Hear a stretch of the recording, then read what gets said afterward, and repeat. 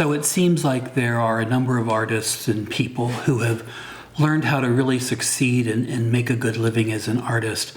And it seems like those people are really happy and intent to sell you the plans to kind of get you to have the same kind of living they have. And you know what? I got to be honest with you, the more I look at this, the more I think it's just a very low-key scam. So let's get into this a little bit. I think that when we really think about the idea of coaches, life coaches, art coaches, and look, I'm the first to admit I'm super dubious of this as a business profession. I think there are people who have offered advice and guidance and mentorship, but I've never paid someone to be a coach for me. And you know, I'm not the most super successful artist in the world, but you know, I make my life on it and I do okay, which is a lot more than a lot of folks do and a lot less than some other folks do. And I'm comfortable with that. But here's the thing. I'm seeing these art coaches pop up and they're willing to kind of show you the work they do. And the work they do, they'll tell you, don't sell paintings, only sell prints of your paintings. And when you look at their work, it's always like computer prints, like 9x12, stuff like that, and packs of stickers. And it's like, you know, that's not really art. And it's fine. It's more like kind of graphics and poster printing. And that's okay. I mean, there's people, there's all levels to this. But if you really kind of want to be an artist, it's a much deeper conversation, and it's a much more difficult situation, and just like being able to sell some prints online and some stickers. What I'm finding from these kind of art coaches is they very often refer to their art. I refer to my art as my art practice or my art. They refer to it nonstop as my art business. And I have to be honest, like every hair in my body stands up and bristles and gets angry, not just my personality and my core alone, because my art business is a really strange way to describe what it is you make, what it is that kind of drives you creatively, and what it is that drives the way you might make a living. Yeah, there's a business side to art. Of course there is. And of course it's a great way to make a living if you can. That's great. But I've never heard a successful artist go, you know, my art business. Like, can you imagine Jasper Johns saying, oh yeah, my art business, you know, when I was working with Leo Castelli in the 60s, never in a million years.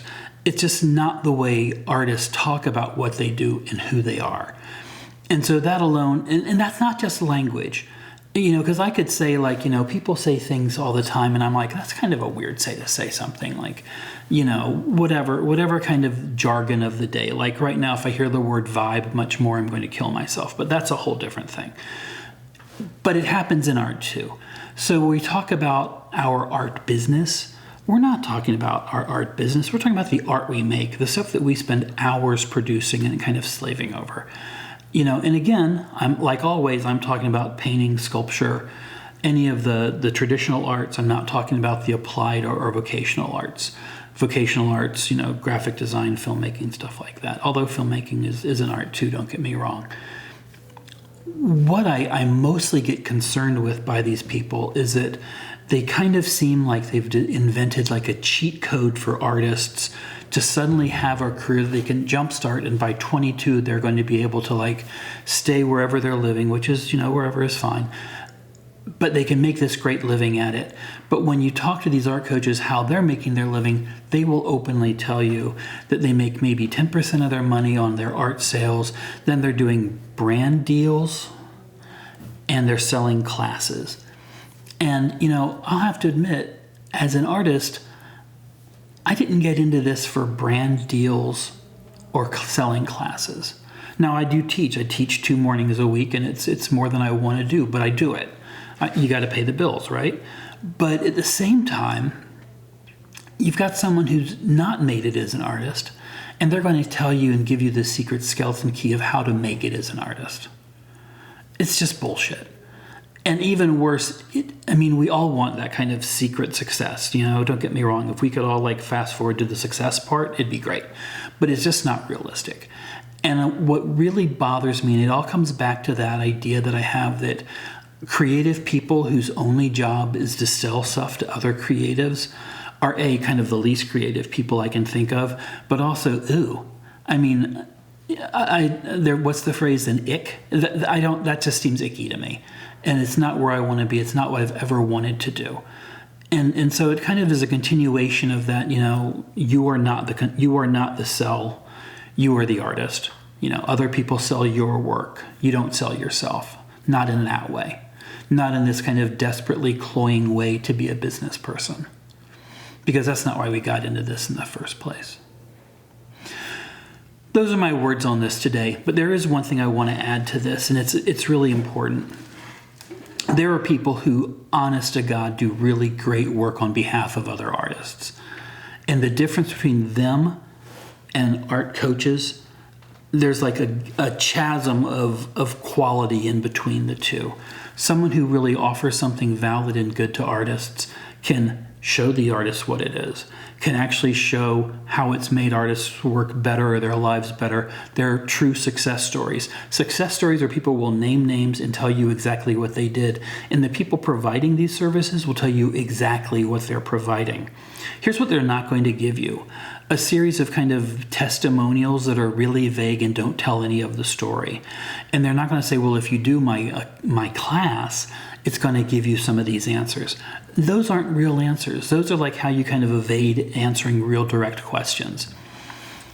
I have met with a number of people that have done things for my career, and every single one of them that I've worked with, to a T, has been able to tell me, I do this, and I do this, and I do this, and I've done this for these people. Feel free to call them.